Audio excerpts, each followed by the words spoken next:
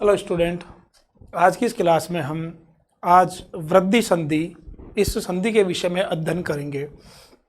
पिछली क्लास में हमने यण, दीर्घ, गुण, अयादि, पूर्व रूप और पर रूप इन 6 संधियों के विषय में अध्ययन कर चुके थे।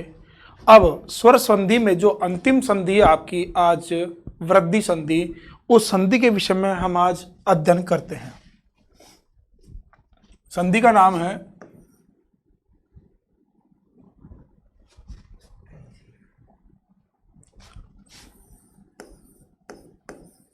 वृद्धि संधि।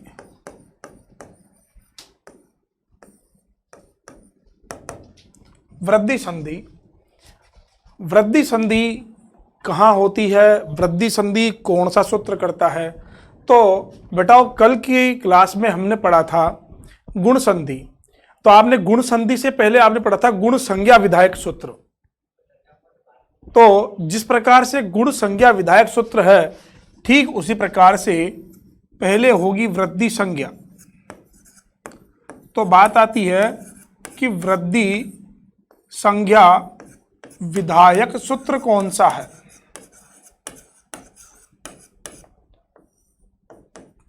तो बेटाओ वृद्धि संज्ञा विधायक सूत्र जो है वो है आपका वृद्धि रादैच। ध्यान रखना कि वृद्धि रादैच यह सूत्र आपकी वृद्धि संज्ञा करता है। कल हमने पढ़ा था पहले होती है गुण संज्ञा, तत्पश्चात होती है गुण संधि। ठीक उसी प्रकार से पहले बेटाओ पहले होता है वृद्धि संज्ञा, उसके पश्चात होगी वृद्धि संधि। तो बात आती है कि वृद्धि संज्ञा कौन सा सूत्र करता है? तो वृद्धि संज्ञा विधायक सूत्र, इसका मतलब है वृद्धि संज्ञा विधायक का मतलब करने वाला सूत्र, कि वृद्धि संज्ञा करने वाला सूत्र कौन सा है? तो आपका आंसर होगा वृद्धि रादैच। तत्पश्चात आती है कि साहब वृद्धि संधि विधायक सूत्र कौन सा है?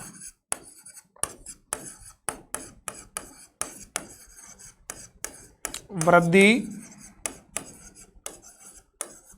संधि विधायक सूत्र। तो साहब वृद्धि संधि विधायक सूत्र कौन सा है? तो फिर आपका आंसर होगा वृद्धि रेची। वृद्धि रेची, तो यह सूत्र आपकी वृद्धि संधि करता है। ठीक है बेटाओ, बिल्कुल क्लियर है, स्पष्ट है कि प्रश्न है कि वृद्धि संज्ञा विधायक सूत्र कौन सा है। प्रश्न क्या है कि वृद्धि संज्ञा विधायक सूत्र कौन सा है? तो आपका आंसर क्या होगा? वृद्धि रादैच। और फिर आपका प्रश्न है कि वृद्धि संधि विधायक सूत्र कौन सा है? प्रश्न आता है वृद्धि संधि विधायक सूत्र कौन सा है? तो फिर आपका उत्तर होगा वृद्धि रेची। ठीक उस प्रकार जिस प्रकार से कल आपने पढ़ा था कि गुण संज्ञा विधायक सूत्र कौन सा है, तो उत्तर था आपका अदेंग गुण। और प्रश्न था कि गुण संधि विधायक सूत्र कौन सा है, तो उत्तर था आद गुण। तो ठीक उसी प्रकार वृद्धि संज्ञा विधायक सूत्र तो वृद्धि रादैच, और वृद्धि संज्ञा विधायक सूत्र आपको कौन सा है? वृद्धि रेची। तो बेटा ये सूत्र क्या कहता है? ये कहता है कि वृद्धि रादैच वृद्धि संज्ञा होती है। वृद्धि संज्ञा किसकी होती है? तो मेरे बेटा ये कहता है कि आ, आई और औ इन 3 वर्णों की वृद्धि संज्ञा होती है। रे भाई बात समझ में आया? प्रश्न है कि वृद्धि संज्ञा कितने वर्णों की होती है? तो वृद्धि संज्ञा बेटा 3 वर्णों की होती है।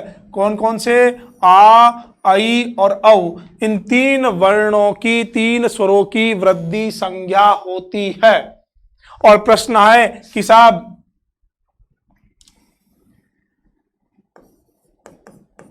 अ, ए और ओ इन 3 वर्णों की बेटा गुण संज्ञा होती है। ये आप पढ़ चुके हो, पुनः समझना। गुण संज्ञा भी 3 वर्णों की होगी और वृद्धि संज्ञा भी तीन वर्णों की होगी। गुण संज्ञा भी तीन स्वरों की होगी और वृद्धि संज्ञा भी तीन स्वरों की होगी। गुण संज्ञा किस किस की होगी? तो गुण संज्ञा होगी आपकी अ, ए, ओ, और वृद्धि संज्ञा, तो वृद्धि संज्ञा होगी आ, आई, औ। इन तीन स्वरों की वृद्धि संज्ञा और निम्न तीन स्वरों की गुण संज्ञा होती है। पुनः समझना, ज्यादा कठिन सब्जेक्ट नहीं, ज्यादा कठिन टॉपिक नहीं है, सीधी सी बात है कि वृद्धि संज्ञा विधायक सूत्र, तो उत्तर होगा आपका वृद्धि राधाइच। अपनी नोटबुक में लिख लीजिए भाई। दूसरा है वृद्धि संध्या विधायक सूत्र, तो वृद्धि संधि, वृद्धि संधि विधायक सूत्र, तो वृद्धि संधि विधायक सूत्र आपका वृद्धि रेची। ठीक है भाई, यहां तक क्लियर। फिर उसके बाद प्रश्न आपका वृद्धि संज्ञा कितने वर्णों की होती है? तीन वर्णों की। कौन कौन से? आ, आई, औ।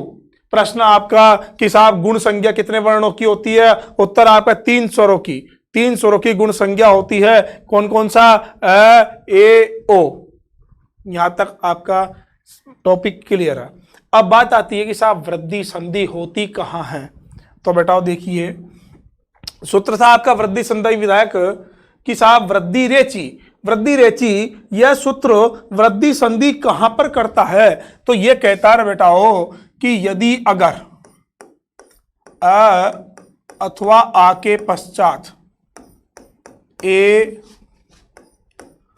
आई, ओ और औ हो, तो वहां आपकी वृद्धि संधि होती है।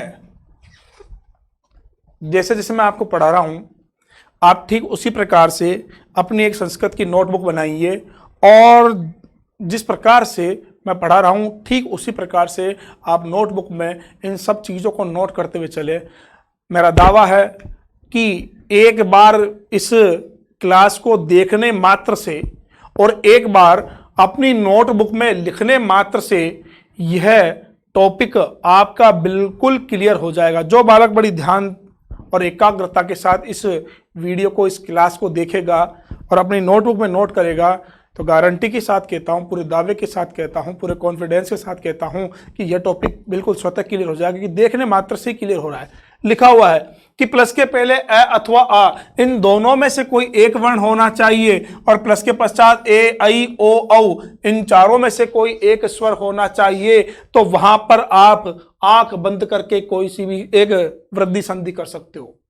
पुनः बोल रहा हूं, प्लस के पहले अ, आ, इन दो में से कोई एक स्वर हो, प्लस के पश्चात ए, आई, ओ, औ, इन चारों में से कोई एक स्वर हो, तो वहां आप निश्चित रूप से वृद्धि संधि कर सकते हो। ठीक है भाई। अब बात आती साहब वृद्धि संधि तो कर देंगे, लेकिन इनके स्थान पर परिवर्तन क्या होगा?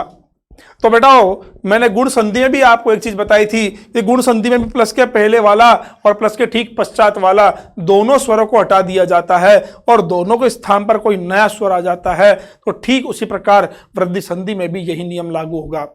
वृद्धि संधि में भी प्लस के ठीक पहले वाला स्वर और प्लस के ठीक बाद वाला स्वर दोनों को ही हटा दिया जाता है और दोनों के स्थान पर एक नया आदेश होता है, एक नया स्वर का आगमन होता है। तो भैया कहाँ क्या परिवर्तन होगा? तो परिवर्तन देखिए, ये परिवर्तन कहता है कि यदि अगर अ अथवा आ के पश्चात ए अथवा ऐ हो, तो इन सबके स्थान पर ऐ हो जाएगा। क्या कहता है ये कहता है प्लस के पहले अ अथवा आ, इन दो में से कोई एक स्वर होना चाहिए, तथा प्लस के पश्चात भी ए अथवा आई, इन दोनों में से कोई एक स्वर हो, तो इनमें से कोई भी स्वर होने पर परिवर्तन क्या होगा? ये दोनों तो हट जाएंगे, इनके स्थान पर आई ये आदेश होगा। और इसको विस्तार से पढ़ सकते हो। तो ये सूत्र कहता है कि अ प्लस ए, यदि इस प्रकार की स्थिति है तो भी भैया आई का निर्माण होगा। इसको और विस्तार से देख सकते हो आप। क्या कहता है भाई? ये कहता है कि अ प्लस ए, ऐसी स्थिति होने पर भी आई का निर्माण होगा। क्या कहता है ये कहता है कि अ प्लस आई, ऐसी स्थिति होने पर भी आई का निर्माण होगा। यह कहता है मेरे बेटाओ कि आ प्लस आई, ऐसी स्थिति होने पर भी आई होगा, और ये कहता है बेटा हो कि आ प्लस ए ऐसी स्थिति होने पर भी आई का निर्माण होगा। कहने का तात्पर्य सिर्फ इतना सा है कि प्लस के पहले अ है, प्लस के पश्चात ए है, तो इन दोनों को हटा दो और दोनों के स्थान पर आई यानी दो मात्राएं आ जाएगी। ये कहता है प्लस के पहले अ है, प्लस के पश्चात आई है, तो भी इन दोनों के स्थान पर आई हो जाएगा। ये कहता है आ के बाद यदि अगर आई है तो भी आई हो जाएगा, और ये नीचे वाला कहता है कि आ के बाद यदि अगर ए है तो भी इन दोनों के स्थान पर आई आदेश हो जाता है। कहने का मतलब सिर्फ इतना सा है कि भैया प्लस के पहले अ अथवा आ इन दोनों में से कोई एक स्वर हो, तथा प्लस के पश्चात ए अथवा आई इन दोनों में से कोई एक स्वर हो, तो पूर्व पर दोनों वाले स्वरों को हटा दीजिए और दोनों के स्थान पर आप आई आदेश कर दीजिए। यही आपकी वृद्धि संधि कहलाती है। जैसे कि फॉर एग्जाम्पल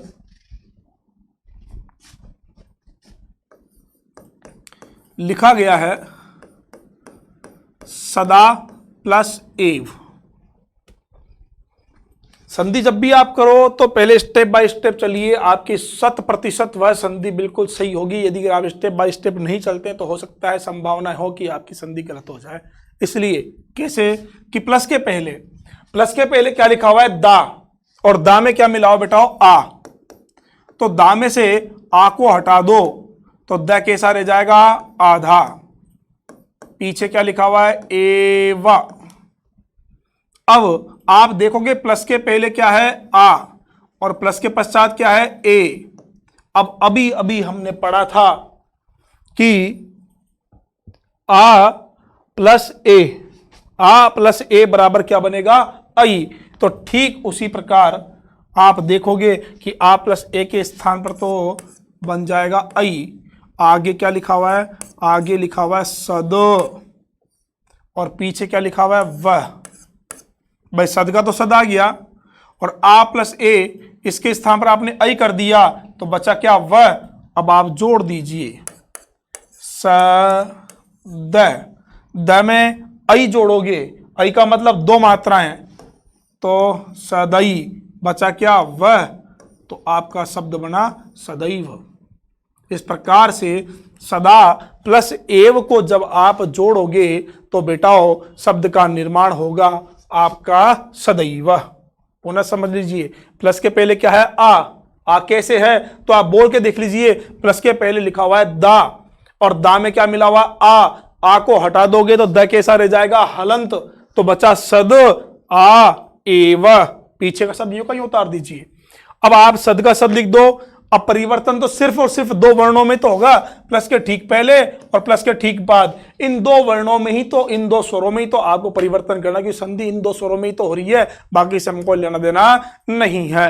तो आप देखोगे प्लस के पहले आ है, प्लस के पश्चात ए है, तो आ प्लस ए को जब आप जोड़ोगे तो बनेगा आपका क्या आई, आपका आई। यह निर्माण होता है। सद का सद लिख दिया, आ प्लस ए के स्थान पर आई कर दिया, बचा वह, तो वह उतार दिया, जोड़ दिया तो द में आई को जोड़ा तो दो मात्रा हो जाएगी आपकी, और ये शब्द बन जाएगा सदैव।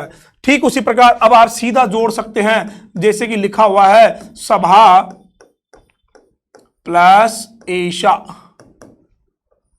सभा प्लस एशा, प्लस के पहले क्या आ रहा है आपका आ, प्लस के पश्चात क्या है ए, तो आ प्लस ए को जोड़ोगे तो क्या बन जाएगा आई। अब आई है तो आप में आई जोड़ दो, या बिल्कुल सीधे जोड़ना चाहते हो तो उसका भी एक तरीका है कि यदि अगर आप वृद्धि संधि कर रहे हो, क्या कर रहे हो वृद्धि संधि, तो मैंने आप गुण संधि में समझाया था, तो ठीक उसी प्रकार इसमें भी समझिए। यदि अगर आप वृद्धि संधि कर रहे हो तो पहले शब्द के अंत में आ है, तो पहले तो आ को हटा दो। आ को हटाओगे तो बचेगा सभा। अब वृद्धि संधि कर रहे हो ना, तो ए के स्थान पर आई कर दो और इसमें दो मात्रा यानी आई जोड़ दो, तो सभई। बचा के अंत में शा, तो बन गया सबईशा। सभा प्लस ऐसा बराबर सबईशा। जैसे कि जन प्लस एकता। मेरे बेटाओ, यदि अगर शब्द के अंत में पहले पहले शब्द के अंत में यदि अगर आ है तो आ को हटा दो, और आ नहीं है तो शब्द को जो का त्यों लिख दो। तो यहां पर आ नहीं है तो शब्द को जो का त्यों लिख दो, जन। अब पीछे ए है ना, तो ए के स्थान पर कितनी मात्रा, 2 मात्रा, किस में लग जाएगी, न में, तो जनई। अब बचा क्या, कता, तो लिख दो जनईकता। जन प्लस एकता बराबर जनईकता। जैसे कि 1 प्लस 1,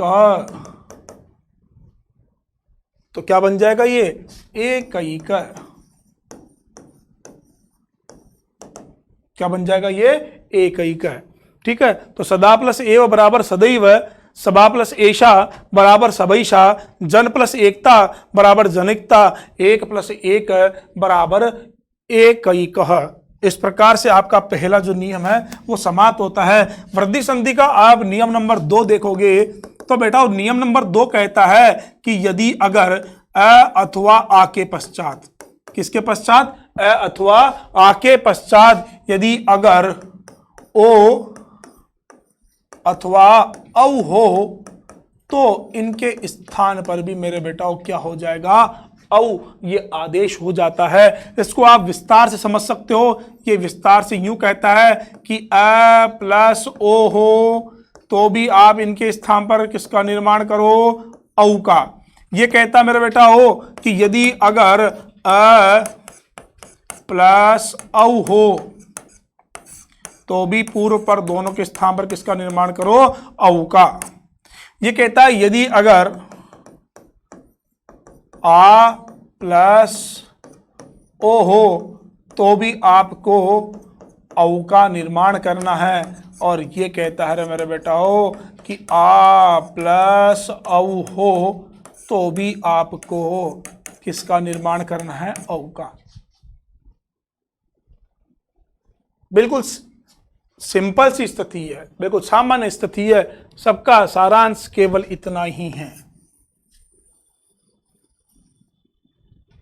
क्या है, ये कहता है प्लस के पहले अ अथवा आ इन दोनों में से कोई एक स्वर हो तथा प्लस के पश्चात ओ अथवा औ इन दो में से कोई एक स्वर हो तो पहले वाला और बाद वाला दोनों स्वरों के स्थान पर आपको औ का निर्माण कर देना है। यह आपका वृद्धि संधि का नियम नंबर 2 है, जिसको मैंने बड़े विस्तार से आपके सामने एक डायग्राम के रूप में समझाया है। यह कह रहा है कि प्लस के पहले अ हो और बाद में ओ हो तो भी दोनों के स्थान पर औ, आ प्लस औ हो तो भी औ, आ प्लस ओ हो तो भी औ, और आ प्लस औ हो तो भी आपको औ आदेश करना है। यही आपकी वृद्धि संधि का नियम नंबर 2 है। फॉर एग्जाम्पल देखिए,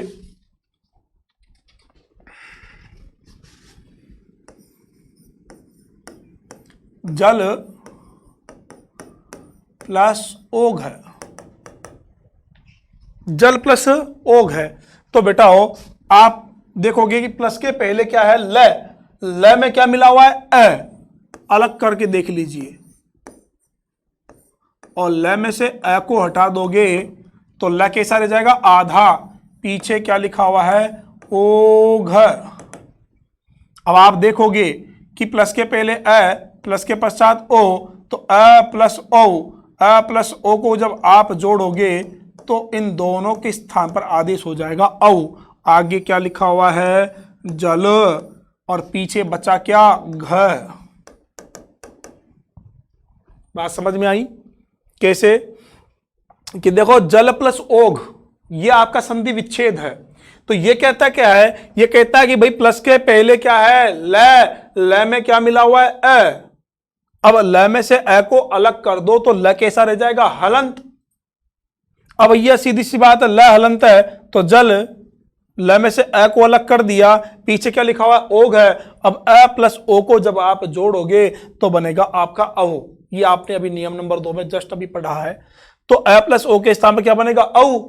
जल का जल लिख दिया। अब ओ, अ प्लस ओ के स्थान पर तो औ हो गया, तो यानी ये भी हट गया और ये भी हट गया, बचा क्या, घ। तो घ को आपने लिख दिया। अब आप समस्त वर्णों को मिला दीजिए तो भैया जय का तो जय, ल में औ की मात्रा मिलेगी तो ये बन जाएगा लव, अंत में क्या है घ, तो ये बन जाएगा आपका जलोघ। इस प्रकार से जल प्लस ओघ को आप जोड़ोगे तो बेटा क्या बनेगा जलौघ। जैसे कि महा प्लस औषधि,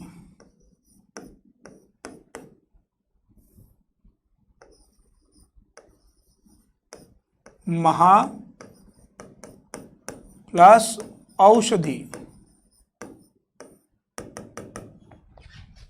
तो भाई महा प्लस औषधि तो प्लस के पहले आ, प्लस के पश्चात औ, आ प्लस औ को जब आप जोड़ोगे इसी प्रकार से स्टेप बाय स्टेप, तो आ प्लस औ को जोड़ोगे तो बनेगा औ और ये बन जाएगा महौषधि।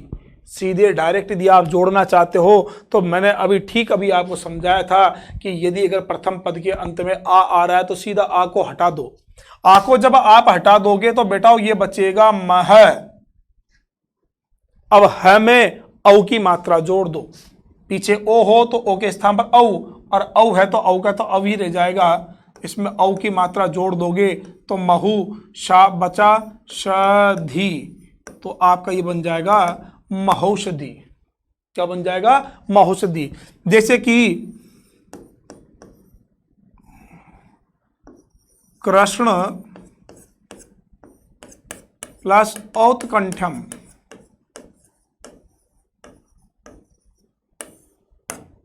तो अब आप प्रत्येक बालक जोड़ सकते हो, क्या बन जाएगा कृष्णोत कंठम। जैसे कि देव प्लस औदार्यम, तो बेटा ये बन जाएगा आपका देवौदार्यम। इस प्रकार से आपका नियम नंबर 2 समाप्त होता है। जल प्लस ओघ बराबर जलौघ, महा प्लस औषधि बराबर महौषधि, कृष्ण प्लस औत्कंठ्यम बराबर कृष्णोत्कंठ्यम, देव प्लस औदार्यम बराबर देवौदार्यम, कंठ प्लस ओष्ठम कंठौष्ठम, दंत प्लस ओष्ठम दंतौष्ठम। इस प्रकार का ये आपका वृद्धि संधि का नियम नंबर 2 समाप्त होता है। अब वृद्धि संधि में कुछ एक विशेष उदाहरण है, आप उन्हें देख लीजिए, तत्पश्चात आज वृद्धि संधि समाप्त हो जाएगी और आपका जो स्वर संधि है वो पूरी तरह से समाप्त हो जाएगी रे भाई। तो कुछ उदाहरण है वो देखिए जो कि विशेष नियमों के अंतर्गत आते हैं, और देखा जाए तो सूत्र उसका कि अक्षा दुहिन्याम उपसंख्यानम, यह एक आपकी वार्तिक है। यह वार्तिक यह कहती है भाई, सूत्र याद करने की आपको आवश्यकता नहीं है, यह कहती है कि अक्ष के पश्चात, अक्ष शब्द के पश्चात यदि उहिनी शब्द हो, अक्ष शब्द के पश्चात यदि उहिनी शब्द हो तो वहां आपकी वृद्धि संधि होती है, और वार्तिक का नाम है अक्षा दुहिन्यामुपसंख्यानम। लेकिन आपको इस स्तर पर इस वार्तिक को याद करने की आवश्यकता बिल्कुल भी नहीं है। आपको तो ये याद रखना है कि वृद्धि संधि के विशेष उदाहरण, बस ये ध्यान रखो आप तो कि साहब ये क्या है, ये वृद्धि संधि के विशेष उदाहरण है। तो अक्ष प्लस उहीनी को आप जोड़ोगे तो बेटा वृद्धि संधि होगी, और गुण तो होता है ओ, और वृद्धि क्या होगी औ, इसलिए क्या बन जाएगा आपका अक्षौहिणी, अक्षौहिणी। अब आपके एक बात समझ में नहीं आ रही होगी कि यहां पर न है और यहां पर न, तो ऐसा क्यों हुआ। तो भैया संस्कृत का एक नियम है और वो कहता है कि भैया यदि अगर र अथवा श, क्या र अथवा स, इसके पश्चात यदि अगर कोई भी न हो तो न तो हट जाता है और न के स्थान पर ये न हो जाता है। ये आपका एक विशेष नियम है कि यदि अगर र अथवा श के पश्चात यदि अगर न आता है तो न हट जाएगा और न के स्थान पर क्या हो जाएगा न। इसलिए यहां पर अब आप कहोगे साहब यहां पर तो र भी नहीं है क्ष भी नहीं है, तो बेटा सीधी सी बात है, ये जो क्ष है ये क्ष आपको पता होना चाहिए कि ये क और स इन दो वर्णों से मिलकर के एक क्ष का निर्माण हुआ है। तो यहां पर आप देखोगे कि क्ष आ रहा है, इस स की वजह से न के स्थान पर क्या हुआ, ण। इसलिए अक्ष प्लस उहीनी को जब आप जोड़ोगे तो शब्द बनेगा अक्षौहिणी। क्या बनेगा, अक्षौहिणी। फिर इसका विशेष उदाहरण दूसरा देखते हैं, तो वो है भैया सुख प्लस ऋत।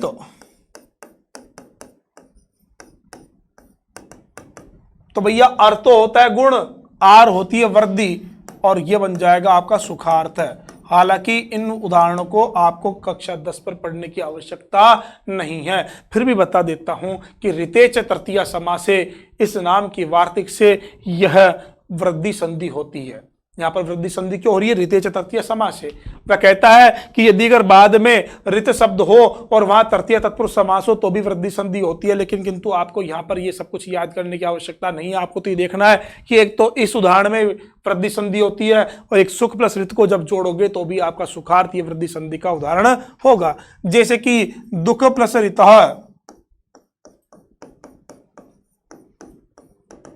तो क्या बनेगा बेटाओ, तो बनेगा आपका दुखार्थ।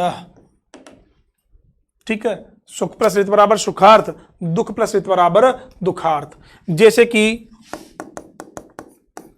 अगली वार्तिक आती होगी स्वादी रेणुवा, वह कहती स्व प्लस ईर शब्द हो तो भी वहां पर वृद्धि संधि होकर के क्या बनेगा, स्वईर है।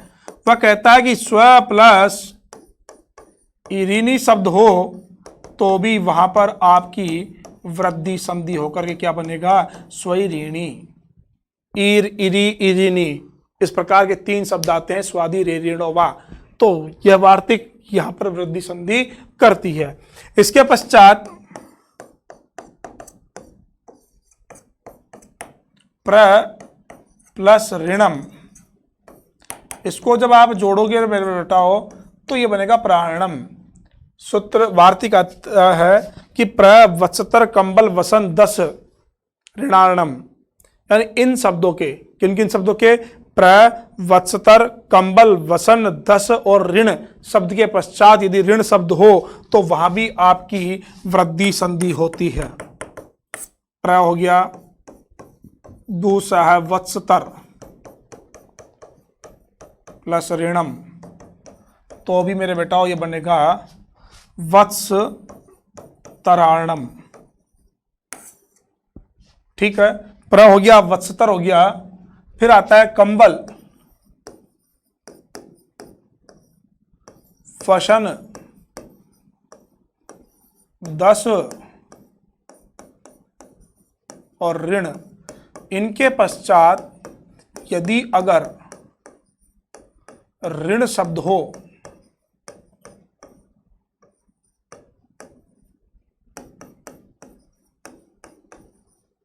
इनके पश्चात यदि अगर ऋण शब्द हो तो आपको सब जगह वृद्धि संधि करना है। तो कंबल प्लस ऋणम को जब आप जोड़ोगे तो ये बनेगा कंबलार्णम, कि आर वृद्धि होगी। वसन प्लस ऋणम को जब आप जोड़ोगे तो बनेगा वसनार्णम। 10 प्लस ऋणम को आप जोड़ोगे तो ये बनेगा दशार्णम, और ऋण प्लस ऋणम को आप जोड़ोगे तो ये बनेगा बेटाओ ऋणार्णम। इस प्रकार से आपकी जो वृद्धि संधि है वो समाप्त होती रहे भाई। उन्हें कह रहा हूं ये जो विशेष उदाहरण है, हालांकि कक्षा 10 के स्तर पर इन उदाहरणों को पढ़ने की कोई आवश्यकता नहीं होती है, क्योंकि ये कक्षा 10 के लेवल के नहीं है। फिर भी हो सकता है कोई ज्ञानी बंधु हो या कोई ज्ञानी विद्यार्थी हो, वो सोचे रहे साहब गुरुजी ने तो लिखा ही नहीं। क्यों नहीं लिखा है, गुरुजी को ही नहीं आता इसलिए नहीं लिखा है भाई। कई बार होता है ऐसा, अध्यापक सोचता है ये उसके स्तर का नहीं है, लेकिन बालक सोचता है गुरुजी ने नहीं लिखाया। क्यों, कि गुरुजी को ही नहीं आता इसलिए नहीं लिखाया भाई। तो इसलिए उस शंका को दूर करने के लिए मैंने आपको ये विशेष उदाहरण लिखा है। जबकि देखा जाए तो कक्षा 10 के स्तर पर इन उदाहरणों को पढ़ाना सिर्फ और सिर्फ मूर्खता होता है, क्योंकि ये उनके लेवल का नहीं होता और ना ही परीक्षा में पूछा जाता है। फिर भी मैंने आपको बता दिया कि साहब इन उदाहरणों में वृद्धि संधि होती है और इनके विशेष नियम है। विशेष नियम क्यों है, क्योंकि उसका कारण है भाई, उसका कारण ये है क्योंकि जैसे मैंने आपको उदाहरण लिखे तो पहला उदाहरण बताया अक्ष प्लस हुई नहीं, तो यहां वार्तिक आती है, वह कहती है अक्षा दुहिन्यामुप संख्यानम इस वार्तिक, ये वार्तिक कहती है अक्ष शब्द के पश्चात उहिनी शब्द है तो वहां वृद्धि संधि होगी, शब्द बनेगा अक्षौहिणी। न के स्थान पर न क्यों हुआ? क्योंकि र और स के बाद जो भी न आता है तो न के स्थान पर न हो जाता है, इसलिए यहां पर अक्षौहिणी शब्द बना। फिर सुख प्लस ऋत और दुख प्लस ऋत, तो सुख प्लस ऋत बराबर सुखार्थ, दुख प्लस ऋत बराबर दुखार्थ। यहां वृद्धि संधि क्यों हुई? जबकि गुण संधि का उदाहरण होना चाहिए देव प्लस ऋषि बराबर देवर्षि, सप्त प्लस ऋषि बराबर सप्तर्षि, तो ये आपका गुण संधि का उदाहरण होना चाहिए, तो यहां वृद्धि संधि क्यों हुई? तो इसके लिए भी एक विशेष वार्तिक का निर्माण किया गया है और वह वार्तिक है ऋतेच तृतीया समासे। वह कहती है कि पीछे यदि अगर ऋत शब्द हो, आगे अ हो और उस जुड़े हुए पद में यदि तृतीया तत्पुरुष समास हो तो वहां वृद्धि संधि होती है, गुण संधि नहीं होती।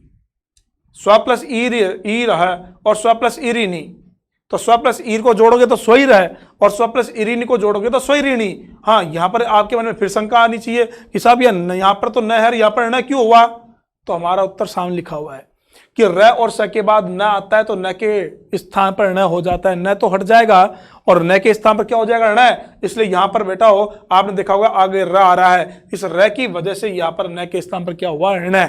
इसलिए स्व प्लस ईरिनी को आप जोड़ोगे तो बनेगा स्वैरिणी। अच्छा, यहां वृद्धि संधि क्यों हुई? तो इसकी भी वार्तिक है स्वादि रे ऋणोवा। इस वार्तिक से इन दोनों शब्दों में आपके वृद्धि संधि हुई है। फिर अगला वार्तिक आती है, वह कहती है प्रवत्सतर, कंबल, वसन, दस और ऋण। इन शब्दों के पश्चात यदि ऋण शब्द है तो भी वहां पर वृद्धि संधि होती है। एग्जाम्पल आपके सामने है। तो ये जो विशेष उदाहरण है बेटाओ, इनको कक्षा 10 पर पढ़ने की आवश्यकता नहीं है, फिर भी मैंने आपको लिखवा दिया। उसका कारण सिर्फ इतना सा था कि ताकि आपके माइंड में इस प्रकार कोई भ्रम न हो कि साहब गुरुजी ने हमको लिखाया नहीं और हमारे भैया ने कि हमारे फला टीचर ने तो बताया, तो साहब इन उदाहरणों में वृद्धि संधि होती है, आपके सर ने नहीं पढ़ाया। तो सिर्फ इस दृष्टिकोण से मैंने पढ़ाया, जबकि कक्षा 10 के स्तर पर ये वृद्धि संधि के उदाहरण जो है आपके सिलेबस के अंतर्गत नहीं होते हैं, क्योंकि आपके सिलेबस में तो मात्र इतना सा ही होता है। क्या होता है कि साहब वृद्धि संधि कहाँ होती है कि साहब अ अथवा आ के पश्चात ए ऐ ओ औ हो तो वहां वृद्धि संधि होती है। अ अथवा के आ के पश्चात ए ऐ होगा तो यहां पर ऐ हो जाएगा। पूरा डायग्राम से मैं आपको समझा चुका हूं। फिर नियम नंबर 2 आपका आया था कि अ अथवा आ के पश्चात ओ अथवा औ होगा तो भी इन सब के स्थान पर औ हो जाएगा। और ये भी मैं आपको विशेष डायग्राम के माध्यम से इस नियम को मैं आपको समझा चुका हूं और इसके पश्चात मैंने आपको ये उदाहरण समझाए थे। तो इस प्रकार से बेटाओ आज आपकी वृद्धि संधि समाप्त होती है। अब कल की क्लास में हम व्यंजन संधि के विषय में अध्ययन करेंगे। तब तक के लिए धन्यवाद।